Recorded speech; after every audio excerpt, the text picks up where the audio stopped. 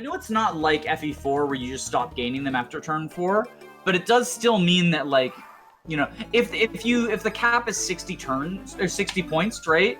Then it is going to take 2 units 60 turns to get there. Like, obviously, if you then have other people supports grinding or whatever.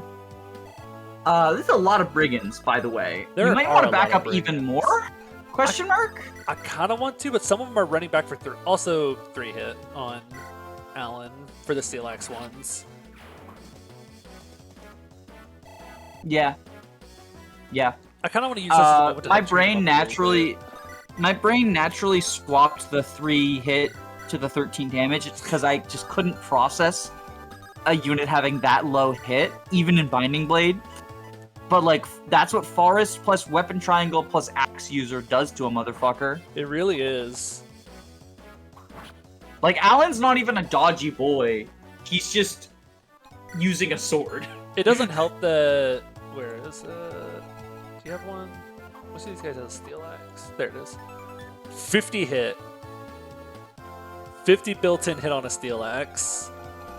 That's hilarious. That's actually hilarious. Pew. Are you feeding Walt in hopes that the wheel notices and kills him instead of someone more valuable? Kind of. I also just didn't want to move Marcus off of his forest tile. Yeah, I mean, like, it's also, like you said, you're gonna have multiple bows for Chapter 7, but, like, if Walt is alive, him being able to shoot wyverns is still valuable, right? Like, it is.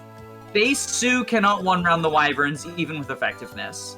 And I love her. I love Sue. I really do. She's one of my favorite units and characters in Elebe. Which, granted, like, that's a low bar. I'm not a huge fan of the Elebian cast. I've always been pretty open about that. But, like, I do really like Sue, and I do really like Shin. Like, Nomads will always have... Nomads are fun. Nomads are fun. And I like them as characters, too. But, like, part of it is also just Nomads are fun. That's fair. I can see that. As much as I like her, her ability to wield a bow in Chapter 7 is good. The fact that she doesn't one-round wyverns is sad. It's tragic. Oh my gosh. On hard mode. I think on normal she probably one-rounds them. Although it's been forever and a half since I've played normal. So, like, please maybe she one-rounds them, maybe she doesn't. He's getting strength, though. He's gotten 3 points of strength in a row. That's a red cav for you. But I don't like him getting doubled in the next map. Okay, but counterpoint. Just don't deploy him. So true. I have... Oh my gosh. Ooh. You know, that's the thing, though. Sometimes you get hit by those 9%, and you know what you do then. Cry. You double down on your convictions, and you say, Binding Blade RNG is bugged. Wait, no, don't do it! No, he doesn't kill. He does 5 twice. Okay. You gave me a heart attack. You can't kill that brigand. You can't kill that brigand. Leaving that brigand alive is how you recruit Marnie. Oh my gosh, I need to leave him alive then. Yeah. If you leave that brigand alive and then transfer this save onto your NSO account, then Marnie will join you instead of, spoilers, dying. It actually took me quite a few seconds to try to remember who that was. As the Armor Knight who they give the fucking Hurricane Axe despite the fact she has, like, 6 magic. It's really funny. Yes.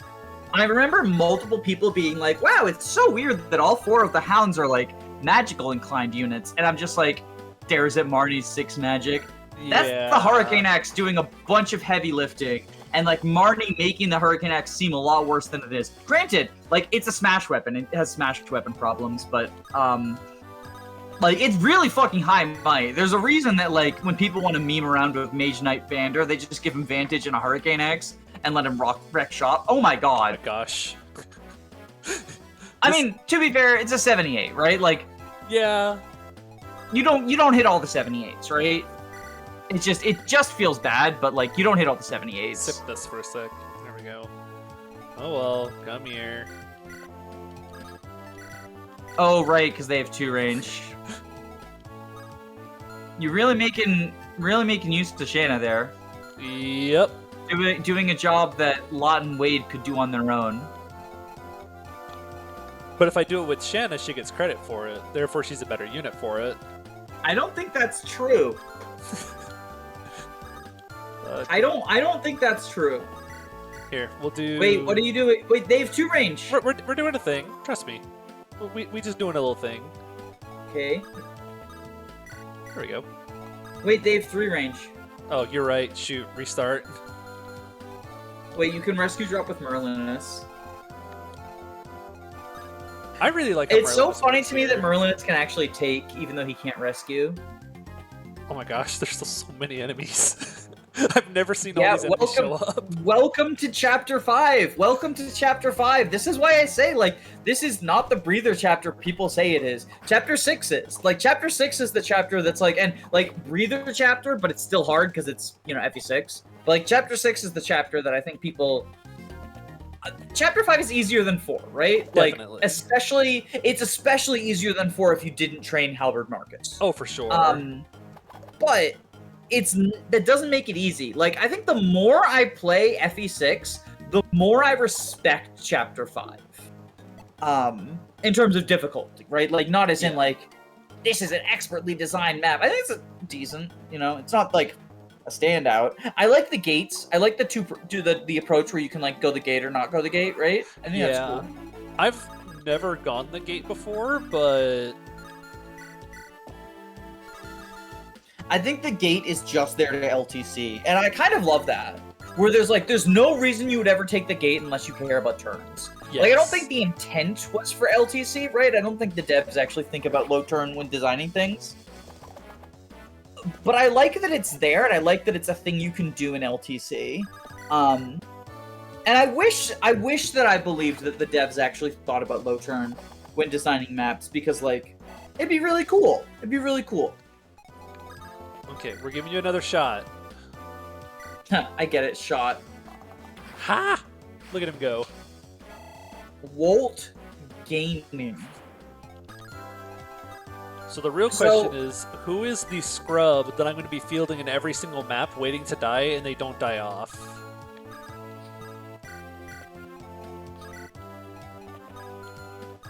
Wait, okay, I have a question. Uh-huh.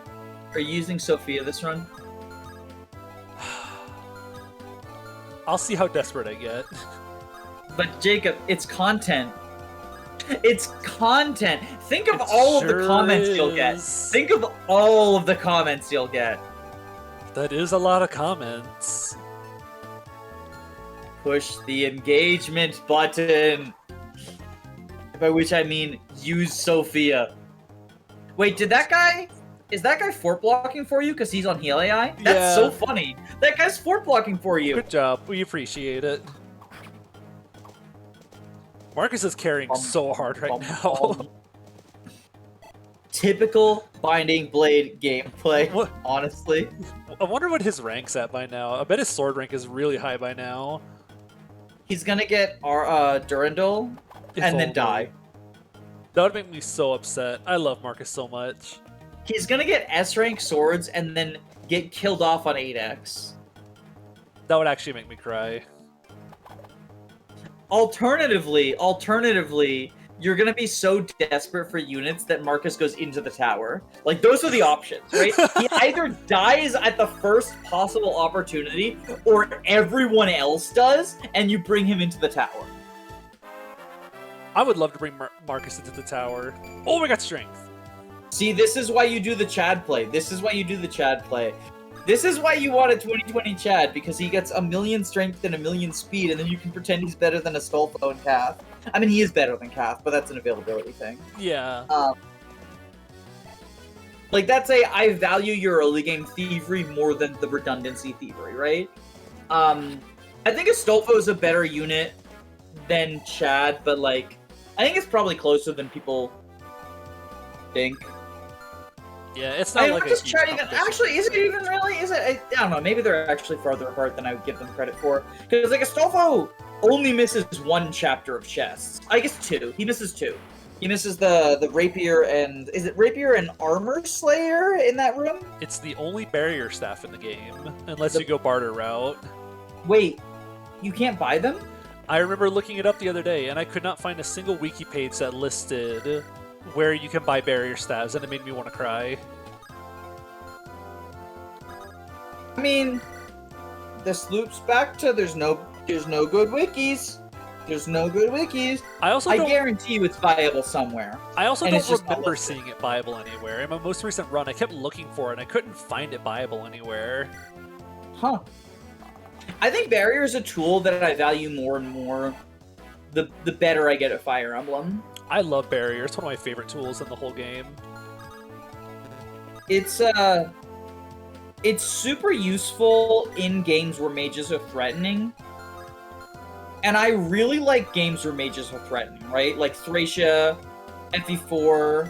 Like, I like the idea of both player and enemy mages being glass cannons. Yeah. And I know that, like, it's not often that that's the case, because I feel like mages are often not super threatening, just because, like, you do get a decent number of units who have good res, right? But I like when... I don't know, it feels like a Kaga philosophy of, like, nobody gets res, or, like, only mages get res. And it does also mean that, like, the units who start with high res, that's something that stands out about them. Like, it gives you the ability to be, like, in the unit design level, be like, this person's niche is going to be that everyone else gets raffle stomped by mages, and they actually don't. I almost kind of like res being this weird stat that almost nobody has. Just because it kind of it keeps magic from just feeling like a different version of weapons. Yeah. No, I agree. I very much agree. It kind of gives it to because as much as I love GBA Emblem, magic and weapons just kind of feel like they're way too similar to each other. I kind of wish there was a little bit to kind of make magic and weapons feel a little bit different from each other. FE7 is especially bad about that because of how many bosses just have a fuck ton of res. Which, like, I get from a game design perspective that if you don't give bosses a ton of res, you end up with a situation like Thracia where, like, Asvel just kills every boss. Yeah. But I think you can, like... I think you can sort of, like, you know, middle ground it or whatever, right? More strength. Like, it's over, Anakin. If you make I have the middle ground. If you make the player mages, like, incredibly frail, then you... Like, if Asvel wasn't able to take a hit from a lot of bosses, suddenly he wouldn't be the best boss killer because, like, you know, just give the boss access to 1-2 range. And Asvel can't safely attack, right? Yeah. Which would be interesting to see. Yeah, unfortunately, the existence of scrolls means that, like, that's just not a design choice that could be made. Because you can scroll people up so like, easily. Yeah. Okay. But yeah, I do really like when, like, mages are very glass cannon-y. Player and enemy ones. Like... Oh my gosh! Ooh. I've gotten hit by a 7, that, like, a 9, and a 12. If you took, like, that approach, right? Then you could also have, like, 0 hit, lol. Like, you'd be like, okay, well then this boss is going to have high res, so now the player has to find someone else to kill them, right? Like, instead of just every boss having high res. You can make a certain boss unique by giving them good res. Yeah. Just in the same way you could make, like, a certain player unit unique by doing that. But... Because I don't think I really like FE1's approach, where just no one has res. I kind of like FE5's approach. It's not perfect. It would need to be touched up. But I kind of don't mind the way that magic doubles as res. I heard there's a different game that Kaga's made where like your res is half your magic, and I think that sounds pretty interesting. I think that's how it works in Tiering Saga. Like, I'm not sure which game it is. Until you said that, I didn't make the connection. Because I've been trying to figure out how res works in Tiering Saga, because it's not a displayed stat, but instead what it does is in the combat forecast thing, or not forecast, the, like, you know, you can see the window where you see, like, someone's attacks, their AS, etc., etc. So in that, it has the defense, and it has a regular number, and then in parentheses, the second number, and the second number is res. And I've been trying to figure out how they count that second number, and I think it's half magic, now that you mention it. Like, I'll have to check next time I open TRS. I'll have to check. That game is really good, by the way, if you haven't played it. Like, I need to try it. Obligatory. I'm a big fan of SRPGs in general, so, like, I do like SRPGs that have nothing to do with Fire Emblem as well. Like, Triangle Strategy is one of my favorite SRPGs. I really, really like it. I like the Mario and Rabbids game, even though Ubisoft is cringe. Like, I think it's a very fun... Like, it's not hard. I mean, it's harder than you would expect for a children's game, but it is still a children's game. Yeah. At the end of the day. But it is fun. Like, it's fun and, like... I know it's dumb humor, but, like, sometimes you just need to laugh at a good, like, dumb joke. Wait, look at him being a perfect Jagan. He's setting up a kill. Yeah, that's what I want to do. I just want to trade a, I want to give him a new Iron Sword. Oh, wait, I forgot to take it off of Merlinus. Rip. Wait, have Merlinus move. Are the forts done? Oh, it's turn 23. They're probably done. Yeah, they're done. According to WD, they're done. But, like, WD might have lied. I mean, so here's the thing, right? If someone spawns from the first person they kill is Merlinus, yeah, move someone else, like move one of the axe shitters over to sort of help out over there if need be. If it comes down to it, and I can just grab Boars if I need to. With if you need to. Because like, I don't think Boars gets one-rounded by them anyway. I don't. Although, actually, what level is he? He might. I think he's base. Is he level 1? Oh, he's level 4. Yeah, he might. Oh, no, he's level 4. Okay, he doesn't. Because the design philosophy with Boars is so funny, where they're just like, what if we gave a unit 3 more defense, and to compensate for that, we made him get doubled by every single fucking unit. And gave him a really bad HP base. Because he has 20 HP at base. It's so bad. Although, I maintain that Boars is better than Gilliam, It's just that Gilliam isn't a... Well, see, Wolt can kill now, though. He could. I think Boars is more useful than Gilliam. Like, unironically. I could see that, yeah. I mean, if he was like, in FE8, he probably would be as well. But in FE6, Boars is more useful than Gilliam is in FE8. Like, that's definitely true. Because despite Boars not doing anything, it's because the enemies are too strong, whereas Gilliam just doesn't do anything because you don't want or need him to exist. Well, and also Boars can do chip on like soldiers or whatever in chapter 2. Yeah. And that's like, you know, it's not a big role, but it's a body, right? It's something. Boars is a body when you need a lot of bodies. It's the same reason that like Lot and Wade, I think are like above F tier, probably above D tier, just because like they're bodies at a point in the game where you just value bodies. Look at this, like it's another kill. In a more extreme example, the units in Shadow Dragon Chapter 1 are all like C tier at worst because they exist in Chapter 1, right? Yes. I think a similar philosophy applies to like Boars, Wade, Lot, units who aren't great but like exist at a time, and Wolt too. Like none of those are great units, right? But they exist at a time where you don't have a lot of units, and you value having bodies more than good units. So we can do 10. And then Marcus does 18, right? Yeah, I think we're spending another Silverlance use. I'll have 6 left. Oh my gosh. Oh, that's annoying. Oh, that's annoying. That's not a huge annoying. Miss, but 1, 2, 3, 4, 5. Can Rutger reach the Nomad? He can't reach, but he can at least block. Yeah.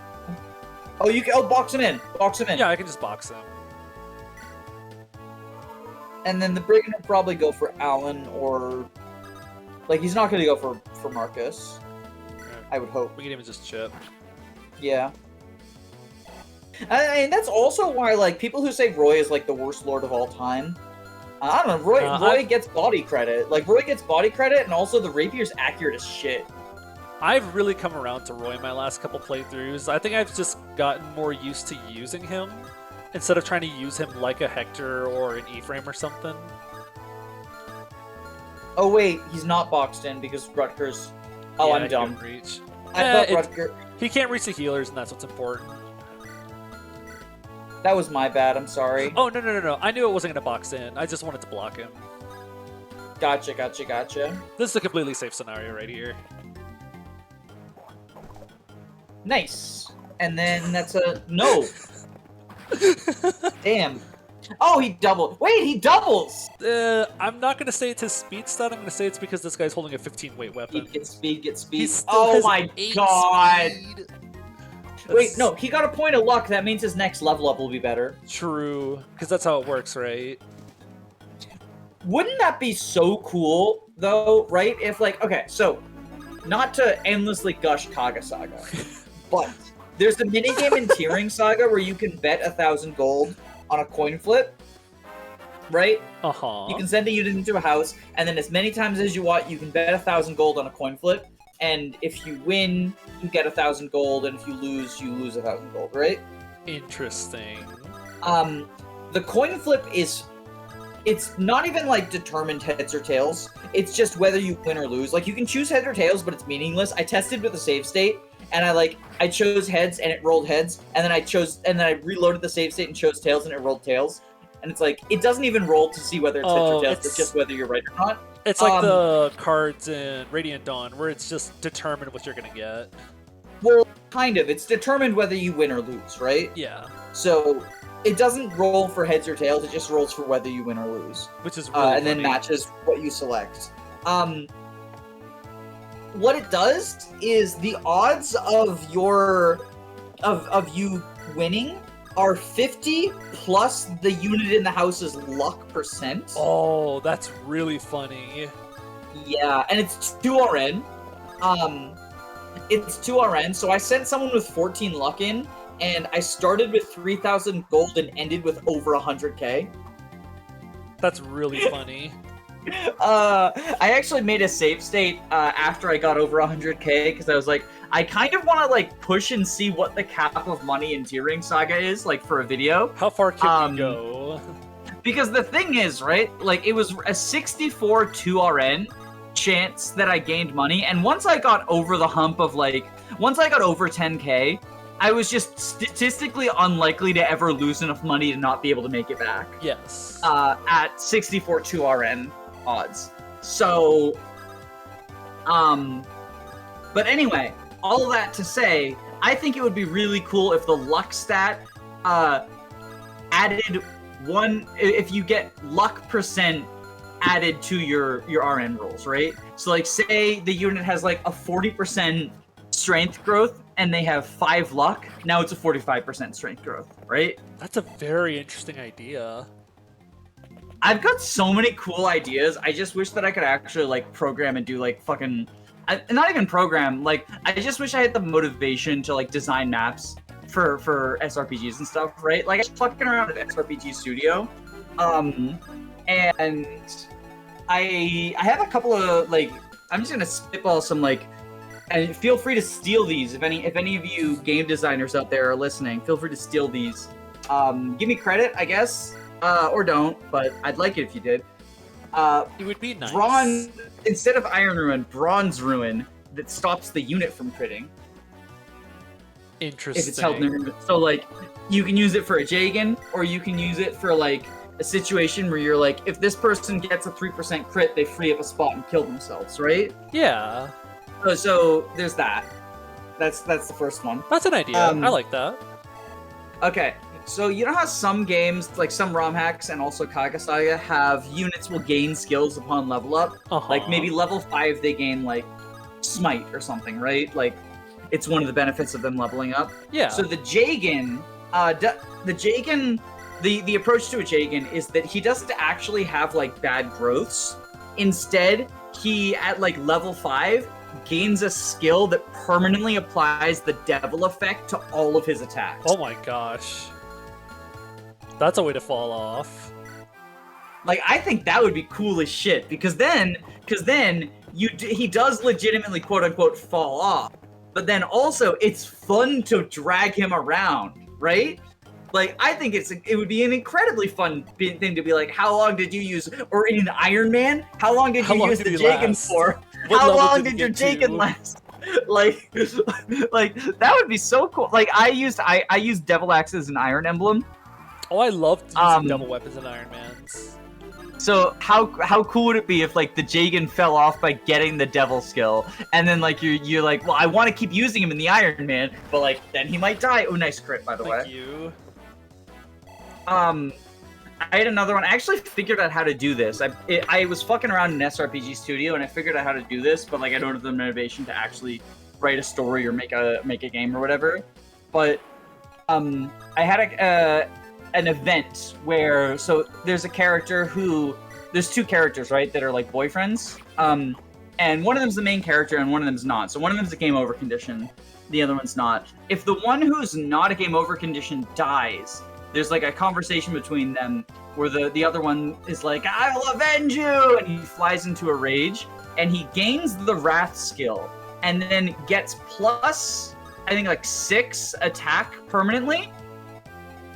However, he loses a little bit of defense, and then his skill gets set to 0, and his skill growth gets set to 0 because he's attacking with a blind rage. So he's like, hits much harder, but absolutely crazy, but good luck hitting stuff. Yeah. And he has a PRF that has like really high hit too, so you could like theoretically take advantage of it. I don't know. I like the idea of like one of your units dying granting you a benefit. Yes, but like then a double-edged benefit too, so it wouldn't just be like you just automatically kill this guy off, right? I don't know. Because I'm not much of an Awakening player, but I do remember it's like chapter 10 or something is the map where that really good music plays. Emeren's death. Yeah. Spoilers. I do remember in my first playthrough thinking, wouldn't it be kind of cool if like Chrom had some kind of wrath or some kind of skill to signify, oh, this guy's angry. Mm-hmm. He angry now. I mean, it's kind of like Corrin flying into the Draconic Rage when Mama Makoto dies. Yeah, something like that. Also, we're gonna rescue her out. Wait. Okay. Oh, what were you gonna say? Brigand can attack. Oh no, yeah, we're pulling her out. Oh, okay, we're doing a bunch of. Okay, I was gonna be like, well, you can't fly on the castle. Because you can't fly on the castle, and I didn't want you to accidentally get her killed, but you had it handled. No, I totally appreciate it. I sometimes assume that people are as bad at Fire Emblem as I am. No, I definitely have plenty of moments where I overlook really obvious stuff and then go, wait, why did I do that? It happened to me on stream the other day. I was like, the only 2 units left on the route map are the bosses. So I was like, I'll just go run around and get all the villages, and then like I ran my healer into the range of one of the bosses and he died. And I was like, I'm not replaying this map. It was long, it was difficult. I'm just not doing it. Have Chad bait that guy. That's actually what I'm gonna do. Yeah, so that's my Chad. That's my Chad. And we'll lure this guy over. Very nice. Why would you do that? That's his experience. Now we run down here, and now we get to appreciate and admire one of the stupidest designed bosses in the whole series. Yeah, I'm not a huge fan of killer weapons before you have the tools to address them, right? Like, so theoretically what you can do is bait him into using the hand axe, is I think what people, like, the general strategy. And I've heard some people use that to sort of justify the idea of him, and, like, it does definitely, like, you know, it does definitely make it more manageable. It doesn't make it fun, though. Yeah, it's kind of like saying Henning or Gel are good because you can just endlessly chip away from them. Like, Gel, it's kind of like saying that Gel's design is fine because you can just chip away in 2 range and he can't crit. So as long as someone has 20 HP... Yeah, then they survive. Like and it's just like, I don't know, like, I'm okay with using cheese strats. I'm not okay with cheese strats feeling necessary. Because, you know, it's also like, it's Shadow Dragon. You can break those hand axes, right? I don't want to feel like I need to. And I know you don't need to. I know you don't need to. it feels like you do. It does feel pretty bad. Because it feels like you're not playing by the rules almost. Yeah. And it's so tedious. I really think that killer weapons prior to Iron Ruins are bad design.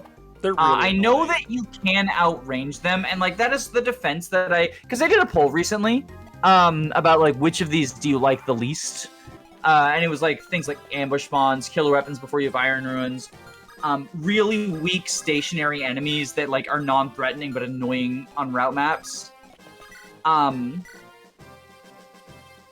And one of the things that people said was like the worst one is ambush, or the like. Some people were talking about like the counterplay available for the various options, like ambush spawns, the counterplays to look things up, which like I would argue is not actual counterplay. I would argue that that's using an outside resource, but you know, tomato. But the thing that they said in terms of like killer weapons is the counterplay is to like outrange them and kill them on player phase before they can attack you, and like that's technically true. But at that point, just make the enemy incredibly threatening on its own. Yes. Like, at that point, just give them a silver weapon. And that way I know how much damage I'm being dealt, at least, right? Like, I just played through a map in a ROM hack where there's a... It's an early game map. It's one of the first maps that has, like, non-boss promoted enemies. And there's, like, a warrior with a silver axe that one-rounds your Jagan at base. And it's incredibly strong and threatening, and the idea is you don't want to engage it on its terms, you want to engage it on your terms, right? Like, chip away at 2 range and then kill it before it can attack you. I'm fine with that as a point of design. I would not be okay with it if that warrior had a killer axe instead, because then it's not, this unit will always... Like, I know that, like, you can be like, well, just assume it will crit, right? But 70% of the time it won't. I don't know. It's awkward, because you almost wish it was just higher damage, so you could play around the idea that they're just going to crit.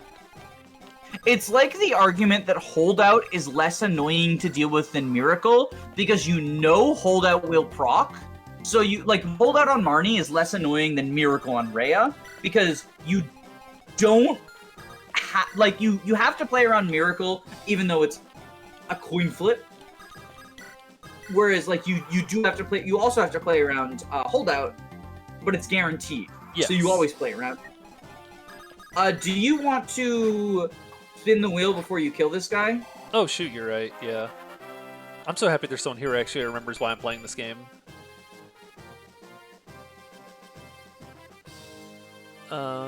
I can already hear, like, all the people shouting, like, why are you killing bosses and stuff.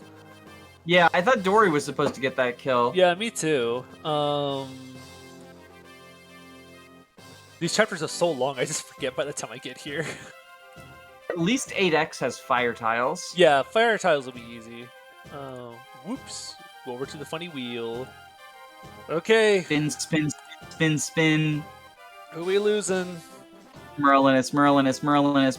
Oh, thank God. Oh, no! Oh, wait, no, that's fine. You get Saul. I do get Saul, but I like Ellen. Not anymore.